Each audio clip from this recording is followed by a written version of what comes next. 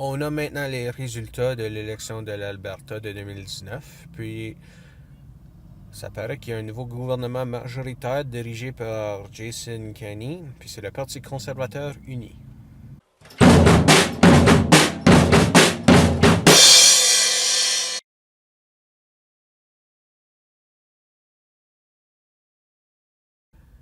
Mais vous l'avez bien entendu, on va parler des résultats de l'élection de 2019 en Alberta.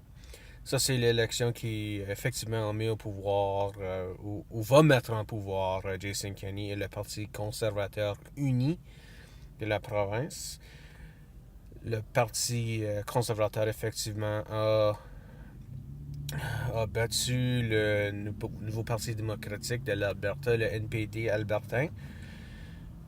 Ils ont défait leur gouvernement majoritaire, puis les conservateurs ont reçu au moins assez de confiance des électeurs albertains pour être mis au pouvoir avec un gouvernement majoritaire.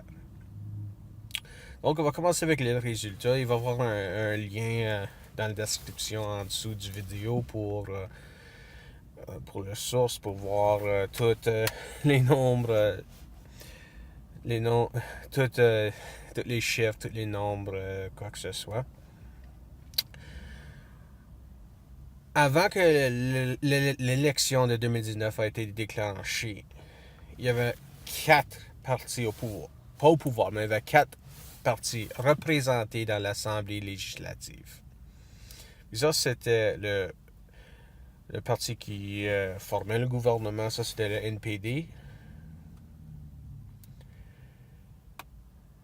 Puis le NPD avait environ une cinquantaine de sièges, je m'excuse, je ne me rappelle pas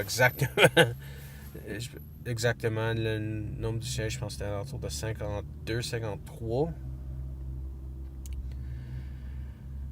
Puis le Parti conservateur uni avait 25 sièges. Puis les conservateurs, effectivement, étaient un nouveau parti qui a été créé pendant le terme de l'NPD.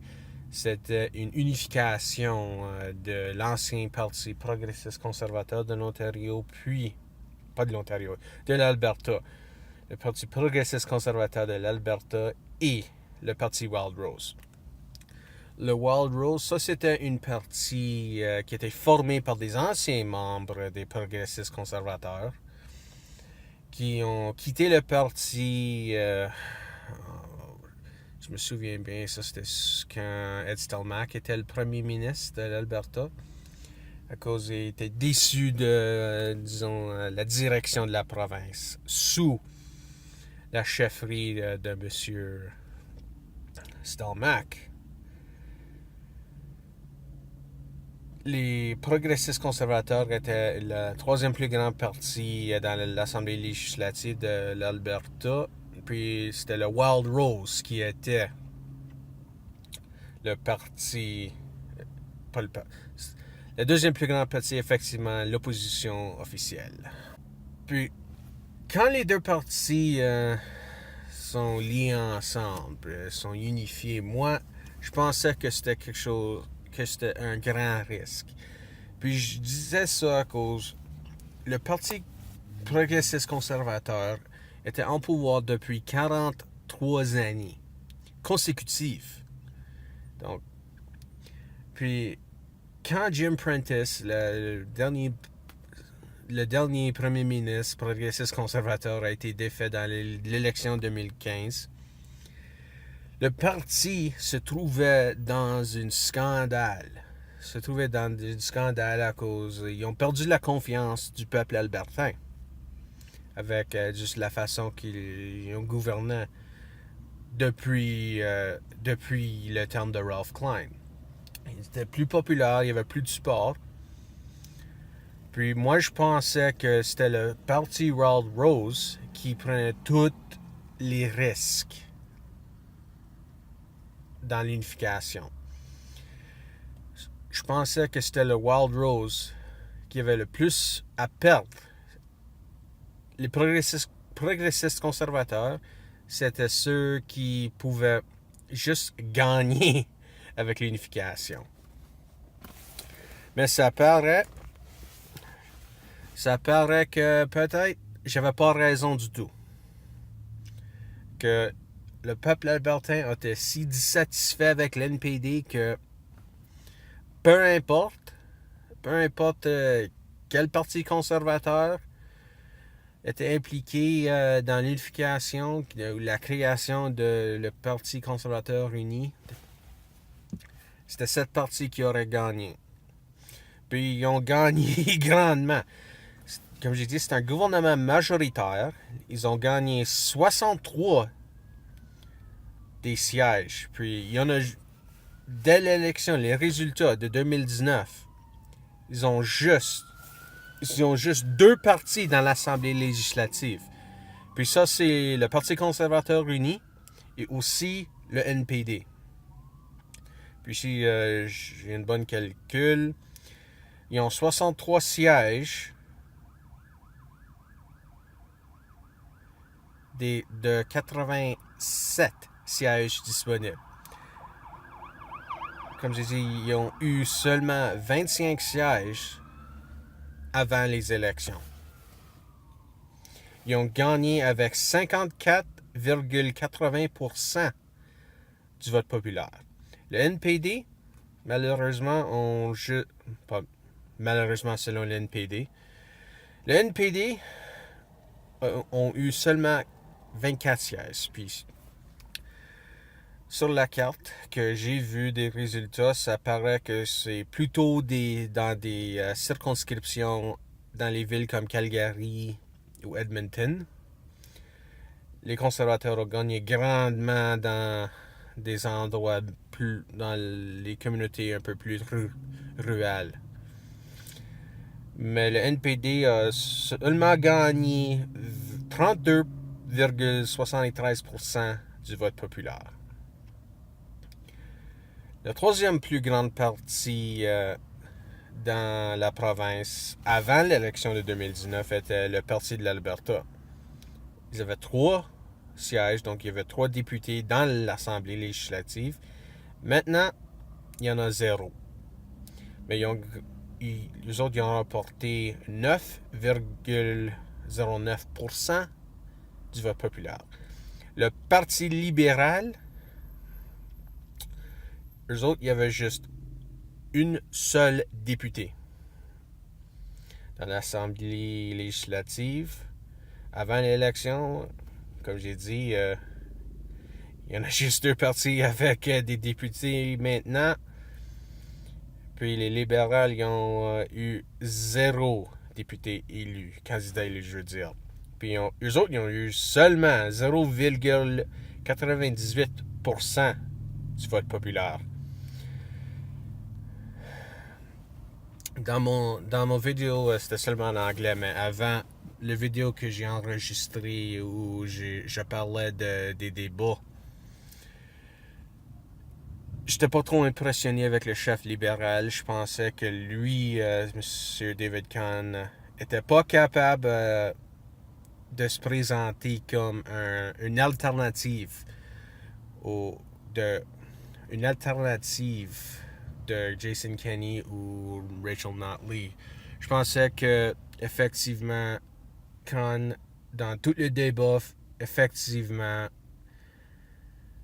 faisait des gestes qui voulaient quasiment dire que je suis aussi ici, regarde-moi, je suis ici aussi. Il n'a vraiment rien fait pour se différencier de les autres chefs. Le Parti de l'Alberta, avec son chef, M. Stephen Mandel,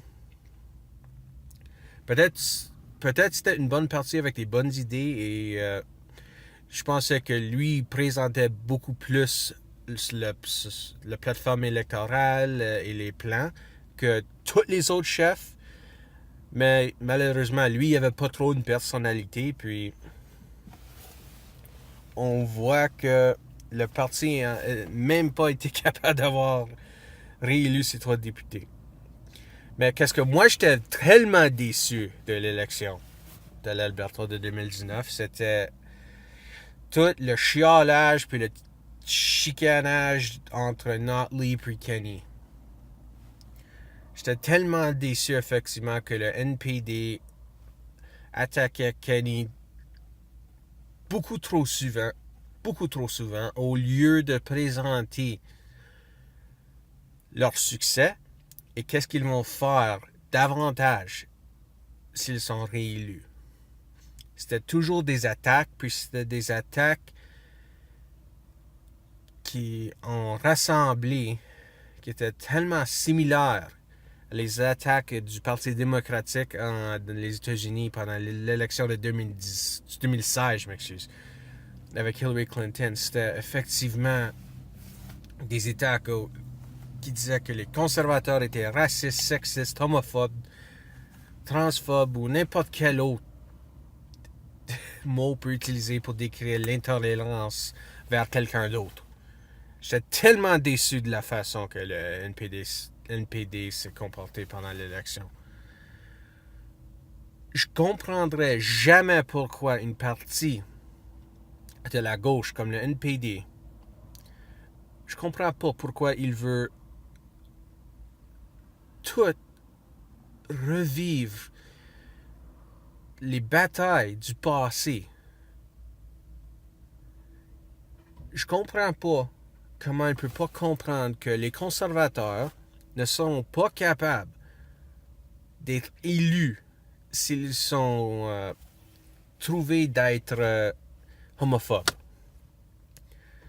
Personne ne veut voter pour quelqu'un qui démontre ses qualités telles quelles. Ils ne sont pas capables d'être élus. Les conservateurs, peut-être encore, il y a une partie du parti qui est encore religieux à l'extrême, mais c'est pas vraiment la majorité du parti. C'est une partie qui inclut beaucoup de gens, puis sont avec beaucoup de points de vue diversifiés. Donc, je pense que la gauche, le NPD, les libéraux, les progressistes doivent arrêter d'attaquer tout le monde avec les mots comme raciste, sexiste, homophobe ou juste intolérant en général, peu importe le groupe qui est cible. À cause ça va leur défaire dans des élections. On peut voir avec les démocrates en 2016, le NPD en Alberta en 2019, puis peut-être avec Trudeau aussi à la fin de l'année. Mais ça ne veut pas dire que je pensais que les conservateurs avaient fait une bonne campagne du tout. Moi, là, j'étais aussi déçu avec les conservateurs. Moi, j'ai jamais aimé Jason Kenney. Je pensais que lui, quand il a commencé avec la politique provinciale, j'étais très déçu. À cause, moi, je trouvais que Jason Kenney, quand lui, il a commencé dans la politique provinciale, il a fait beaucoup trop d'efforts pour s'éloigner de la politique d'Ottawa. Moi, je pensais qu'il faisait un peu trop pour essayer de communiquer que lui, c'était un Albertain. C'était pas un gars qui était influencé d'Ottawa. Qu'est-ce que je veux dire? Lui, quand il a commencé sa campagne pour joindre le Parti progressiste conservateur, puis être le chef du parti, lui disait qu'il faisait son campagne dans son pick-up à l'entour d'Alberta. Puis moi, je pensais que ça, c'est quelque chose qui était un peu insultant. Je pensais, en anglais, on dit le mot pandering. Effectivement, je pensais que ça, c'était quelque chose que lui voulait communiquer et démontrer tellement qu'il n'était pas influencé par Ottawa, qu'il était encore quelqu'un qui était de l'Ouest, qui avait l'Ouest à cœur, que lui, effectivement, voulait se comporter comme un stéréotype. Puis c'était ça que moi, je trouvais que c'était insultant. À cause... S'il faisait campagne dans son pick-up, pourquoi pas porter des jeans puis écouter la musique country ou du western. Ça, c'est toutes des choses populaires en Alberta. Puis, moi, ça n'a pas marché avec moi. Mais ça paraît que ça paraît qu'avec l'électoral, les résultats, que au moins le monde voulait pas le NPD. Puis les électeurs sont unis derrière une seule partie pour au moins assurer la défaite de l'NPD. Puis ça prouve au moins que les électeurs ne voulaient pas diviser le vote entre plusieurs partis. Moi, là, j'ai jamais pensé que la division de vote était quelque chose de légitime. Tant qu'à moi, je préfère d'avoir beaucoup plus de choix. Et aussi, si vous pensez que la division, c'est quelque chose de négatif, moi, je vais dire que la division, c'est seulement une excuse. C'est une excuse pour une partie qui n'était pas capable de convaincre assez de gens que eux autres sont une vraie alternative et une option. Mais quand même, ça paraît qu'au moins les voteurs ont pensé qu'ils ont besoin de supporter seulement une partie. Puis là, au moins pour les Albertains, j'espère que Jason Kenney peut aider à construire les pipelines, peut aider à rebâtir l'économie de l'Alberta. J'espère, mais on va voir. On va voir. Merci d'avoir regardé ma vidéo. Si vous avez aimé ce que vous avez entendu, s'il vous plaît, laissez un commentaire. Si vous n'avez pas aimé ce que vous avez vu, aime pas la vidéo. Mais si vous êtes en accord, désaccord, vous voulez juste continuer la conversation, s'il vous plaît, laissez un commentaire. Aussi, abonnez-vous à ma chaîne YouTube et vous pouvez me suivre sur Facebook, Twitter, puis Minds. Il va y avoir des liens en bas dans la description. Puis, merci une autre fois. Bonne journée, à la prochaine.